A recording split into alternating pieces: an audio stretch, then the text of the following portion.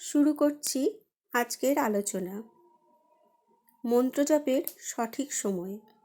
ঈশ্বরের কাছে প্রার্থনা করার সময় বা ধ্যান করার সময় আমরা মন্ত্রজপ করে থাকি, কিন্তু মন্ত্রজপ করারও কয়েকটি নির্দিষ্ট নিয়ম আছে। যেমন তেমন করে মন্ত্রজপ করলে কোনো ফল পাওয়া যায় না। জেনে নিন মন্ত্রজপ করার সঠিক উপায়। মন্ত্রজপের আগে শুদ্ধি আবশ্যক, তাই স্নানের পরেই মন্ত্র জপ করা উচিত। যেখানে বসে জপ করবেন সেই স্থান ভালোভাবে পরিষ্কার করে নিন। পরিচ্ছন্ন আসন বিছিয়ে তাতে বসে জপ করুন। সনাতন ধর্মে কোনো পুজো অনুষ্ঠানই মন্ত্র ছাড়া পূর্ণ হয় না। প্রতিটি ধর্মীয় অনুষ্ঠানে অবশ্যই মন্ত্রোচ্চারণ করা হয়। বৈদিক কাল থেকেই সনাতন ধর্মে মন্ত্রজপের প্রথা প্রচলিত রয়েছে। ধর্মশাস্ত্রে মন্ত্রজপের বিশেষ মাহাত্ম্য রয়েছে। এর পাশাপাশি মন্ত্রজপের নানান বৈজ্ঞানিক মাহাত্ম্যও রয়েছে। ঈশ্বরকে প্রসন্ন করার জন্য মন্ত্রজপ করাকে শ্রেষ্ঠ মনে করা হয়। তবে এ সম্পর্কে পূর্ণ তথ্য না থাকায় জপের সময় আমরা নানান ভুল করে বসি, যে কারণে মন্ত্রজপের পূর্ণ ফল লাভ করতে পারি না। মন্ত্রজপের পূর্ণ ফল লাভ করতে চাইলে এর নিয়ম জেনে রাখা অত্যন্ত জরুরি। 3 ধরনের মন্ত্রজপ হয় সাধারণত। এক হচ্ছে বাচিক জপ। স্বর মন্ত্র উচ্চারিত হলে তা বাচিক জপ হিসেবে বিবেচ্য হয়। 2 হচ্ছে উপাংশু জপ। যখন মুখ ও ঠোঁট দিয়ে এভাবে মন্ত্র উচ্চারণ করা হয় যেখানে শুধুমাত্র ঠোঁটের সাহায্যে কম্পন অনুভূত হয় এবং স্বয়ং সেই ব্যক্তি শুধু মন্ত্রোচ্চারণ শুনতে পারে, তাহলে এমন জপকে উপাংশু জপ বলা হয়। 3 নম্বর হচ্ছে মানসিক জপ। অন্তর্মনে শুধুমাত্র এই জপ করা হয়।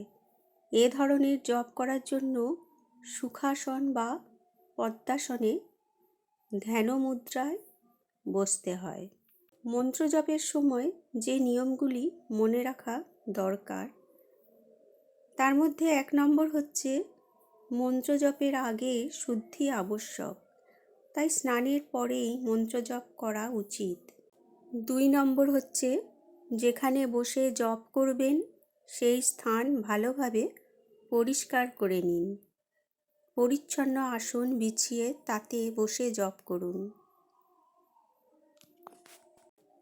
3 নম্বর হচ্ছে জপ করার পর আসন ছেড়ে দেবেন না বা পা দিয়ে সরাবেন না। আসন ভালোভাবে গুছিয়ে নির্দিষ্ট স্থানে রেখে দিন। 4 নম্বর হচ্ছে কুশের আসনকে মন্ত্রজপের জন্য শ্রেষ্ঠ মনে করা হয়। উষ্মার সুচাল কুশ মন্ত্র জপের সময় শক্তিকে আমাদের শরীরে সমাহিত করে। 5 নম্বর হচ্ছে সাধারণভাবে জপ করার জন্য তুলসী মালা শ্রেষ্ঠ, তবে কোনো কার্যসিদ্ধির জন্য জপ করতে হলে উক্ত দেবী দেবতা অনুযায়ী মালা দিয়েই জপ করবেন। যেমন শিবের জন্য রুদ্রাক্ষ, লক্ষ্মীর জন্যে স্ফটিক বা কমলগাট্টার মালা শ্রেষ্ঠ। 6 নম্বর হচ্ছে জপে যাতে কোনো বাধা না পড়ে বা একাগ্রতা নষ্ট না হয় তার জন্য শান্ত স্থান নির্বাচন করুন। 7 নম্বর হচ্ছে সকালের সময় মন্ত্র জপের জন্য উত্তম, কারণ এ সময় পরিবেশ শান্ত, শুদ্ধ ও ইতিবাচক থাকে। 8 নম্বর প্রতিদিন মন্ত্র জপের অভ্যাস থাকলে একটি নির্দিষ্ট স্থানে নির্দিষ্ট সময় জপ করুন। 9 নম্বর হচ্ছে মন্ত্র জপের সময় মালা খোলা রাখবেন না। গোমুখীর মধ্যে অর্থাৎ গৌমুখীর মধ্যে মালা ঢেকে মন্ত্র জপ করা উচিত।